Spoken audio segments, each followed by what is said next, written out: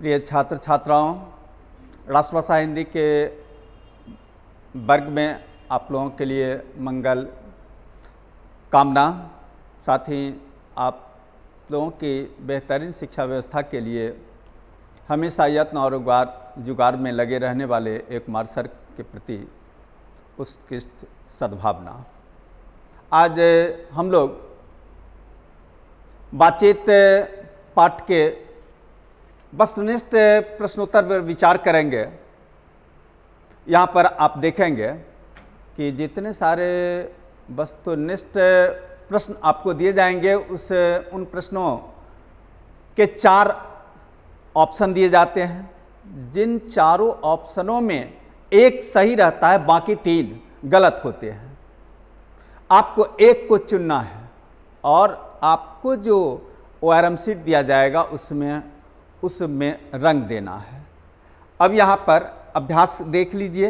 यहाँ पर अभ्यास किया जा रहा है और फिर आपको प्रिंटिंग मटेरियल मिलेगा। उस प्रिंटिंग मटेरियल के आधार पर भी आप अभ्यास करेंगे। यहाँ पर देखें, बालकृष्ण भट्ट का जन्म कब हुआ था। इसमें 4 ऑप्शन दिए गए हैं, जिसमें एक सही है और 3 गलत है। आपको देखना है कि कौन सही है। आपने पहले पढ़ लिया था कि 1844 ईस्वी में इलाहाबाद उत्तर प्रदेश में उनका जन्म हुआ। तो इलाहाबाद उत्तर प्रदेश यहाँ नहीं दिया हुआ है, सिर्फ 1844 है। आपको ए को चुन लेना है। अब इसके बाद दूसरा देखिए, बालकृष्ण भट्ट का निधन कब हुआ। यहाँ पर आप देख रहे हैं कि ठीक उसी तरह 4 ऑप्शन दिए गए हैं, कोई एक को चुनना है। इसमें भी 1914 ईस्वी सही है, ए ही सही होगा। अब इसके बाद आप देखें, बालकृष्ण भट्ट ने किस पत्रिका का संपादन किया।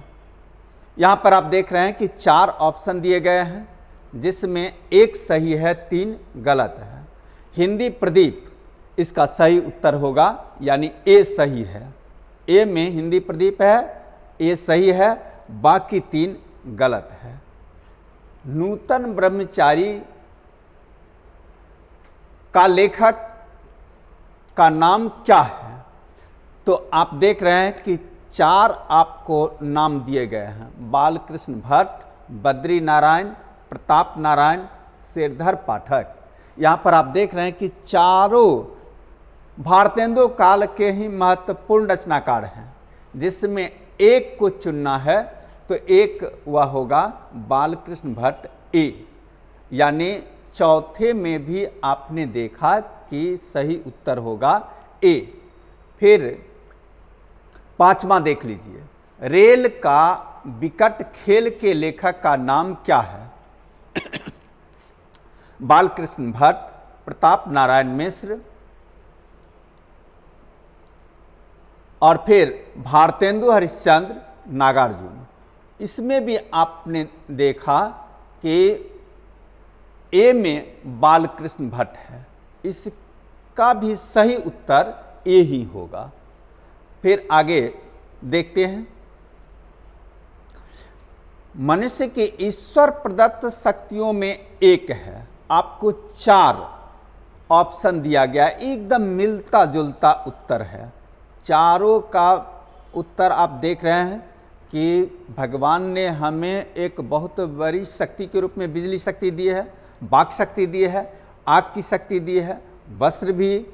इसमें एक सही है, बाकी 3 को नज़रअंदाज करना है और वह होगा सी, यानी वाक शक्ति मनुष्य की ईश्वर प्रदत्त शक्तियों में एक है। इसी का उल्लेख पाठ में किया गया है। हमेशा आपको ध्यान रखना है कि पाठ में जो बात की गई है उन्हीं बातों को हमें चुनना है, अपने मन से इधर उधर कुछ नहीं करना है। अब आगे देखें, रॉबिन्सन क्रूसो कितने वर्षों के बाद लोगों के बीच आए। यहाँ पर ए में देख रहे हैं 16 वर्ष, बी में 18 वर्ष, सी में 15 वर्ष, डी में 20 वर्ष। इसमें आपका ए सही होगा। 16 वर्षों के बाद वे लोगों के बीच आए। एडिसन ने कितने लोगों के बीच श्रेष्ठ बातचीत मानी है। आपको पहले बताया गया है कि बातचीत 4 लोगों तक ही हो सकती है, लेकिन एडिसन ने कितने लोगों के बीच श्रेष्ठ बातचीत, सामान्य बातचीत नहीं, श्रेष्ठ बातचीत कितने लोगों के बीच होती है? तो 2 है, 4 है, 6 है, 8 है। इसमें 2 सही होगा, यानी ए सही होगा। कितने लोगों की बातचीत को अंगूठी में नगसी माना गया है? 2, 3, 4, 5, ये 4 ऑप्शन दिए गए हैं। आपको देखना है कि कौन सही होगा। इसका सही उत्तर होगा बी। कितने लोगों की बातचीत में फॉर्मेलिटी आती है?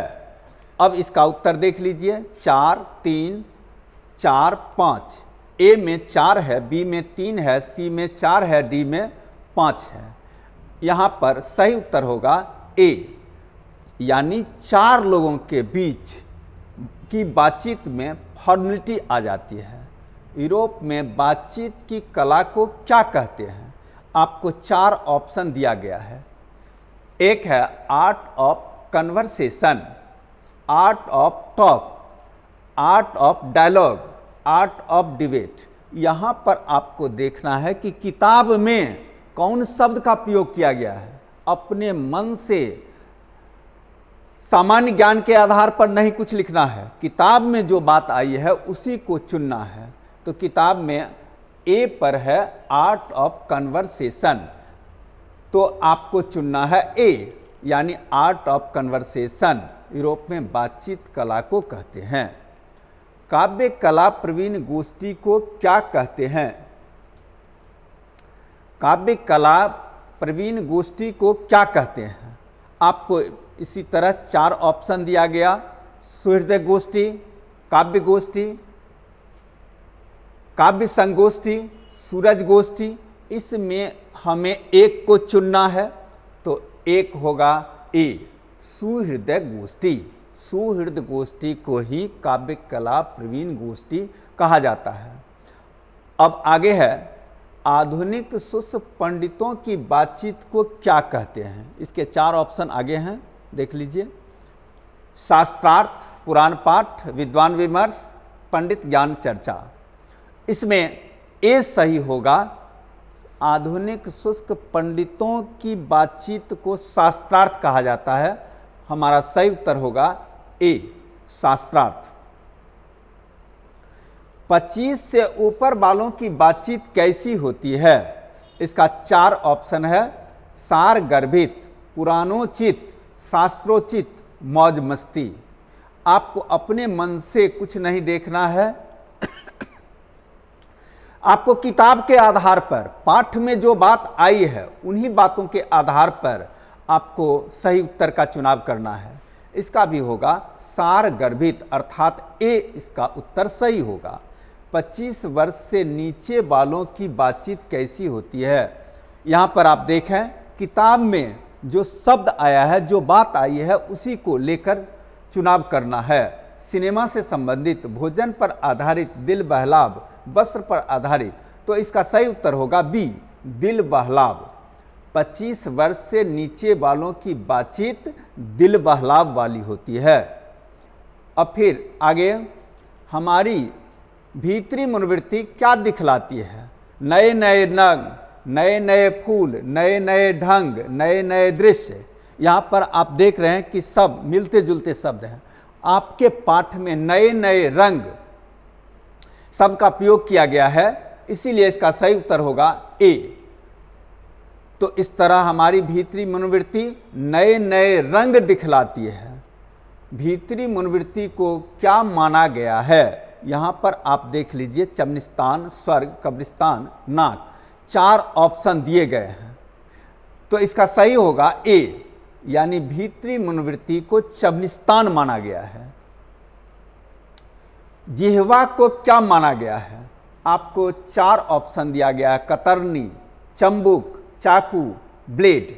इसमें जिह्वा को पाठ में कतरनी कहा गया है, इसीलिए इसका सही उत्तर होगा ए। क्रोध को क्या माना गया है? इसका ऑप्शन दिया गया है, शत्रु, मित्र, फरीक, पड़ोसी। यहाँ क्रोध को शत्रु माना गया है, इसीलिए सही उत्तर होगा ए। आगे है, क्रोध आदि को काबू करने के लिए किसे काबू करना है? जिह्वा को, दिमाग, मुंह, कंठ, ये 4 शरीर के अंग दिए गए हैं।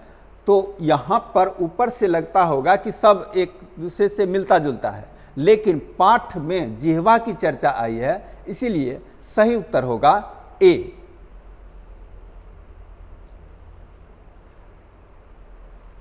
अब आगे है, भाषण में किसका मौका रहता है? नाज नखरा, दौड़ने, कूदने, नाचने। यहां पर आपको देखना है कि नाज नखरा इसका सही उत्तर होगा ए। इसीलिए भाषण में नाज नखरा का मौका रहता है, आप उत्तर चुनाव करेंगे ए। बालकृष्ण भट्ट का जन्म कहाँ हुआ था? अब यहाँ पर देख लीजिए, आपको 4 शहरों की बात की गई और सब उत्तर प्रदेश का है। इलाहाबाद, कानपुर, बनारस, लखनऊ। इसमें सही उत्तर होगा इलाहाबाद। ए का आप चुनाव करेंगे, ए इसका सही उत्तर होगा। बातचीत पाठ गद्य कौन सी विधा है? निबंध, कहानी, उपन्यास, भाषण। यहाँ पर आपको देखना होगा कि इसका सही उत्तर होगा निबंध, इसीलिए ए सही उत्तर होगा। मनुष्य के रूप का साक्षात्कार कब होता है? बोलने से, हंसने से, रोने से, चलने से। ये 4 ऑप्शन दिया गया है, आप का सही उत्तर होगा बोलने से, इसीलिए ए इसका सही उत्तर होगा। बोलने से मनुष्य के रूप का साक्षात्कार होता है, किसका कथन है? किसने कहा था कि बोलने से मनुष्य के रूप का साक्षात्कार होता है? 4 अंग्रेजी रचनाकारों का नाम दिया गया है, एडिसन, जॉन बेंस, जॉनसन, मिलर, स्पेंसर। इसमें एक सही है एडिसन, इसीलिए इसका सही उत्तर होगा ए। काव्य कला प्रवीण विद्वत मंडली को क्या कहा जाता है? सुहृदय गोष्ठी, शास्त्रार्थ, दोनों, कोई नहीं।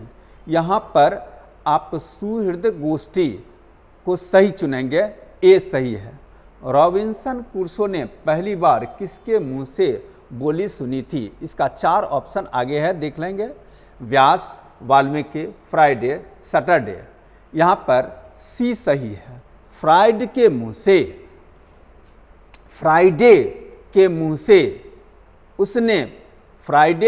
से उसने पहली बार बोली सुनी, इसीलिए इसका सही उत्तर सी होगा। बाहरी बातचीत में किसकी आवश्यकता पड़ती है? फरीक, छात्र, शिक्षक, संत। यहाँ पर आप फरीक सही मानेंगे और इसीलिए इसका सही उत्तर होगा ए। 4 लोगों से अधिक की बातचीत में क्या होता है? 4 ऑप्शन दिया गया है, संवाद, राम रमौवल, शास्त्रार्थ, संलाप। इसका सही उत्तर होगा राम रमौवल, इसीलिए इसका सही उत्तर सी माना जाएगा। अनादर का मूल किसे कहा गया है? दिलजोई, बिन बुलाए जाना, शिष्टाचार, बुलाने पर न जाना। ये चारों को ऑप्शन के रूप में दिया गया है। यहाँ पर बिन बुलाए जाना अनादर का मूल कहा गया है, इसीलिए सही उत्तर सी होगा।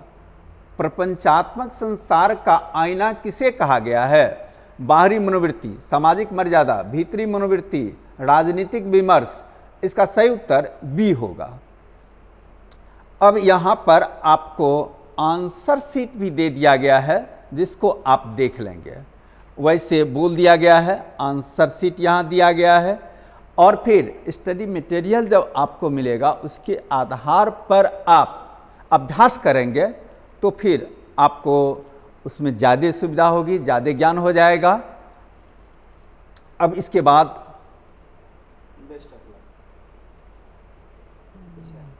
प्रश्नोत्तर होगा इसका 2-3।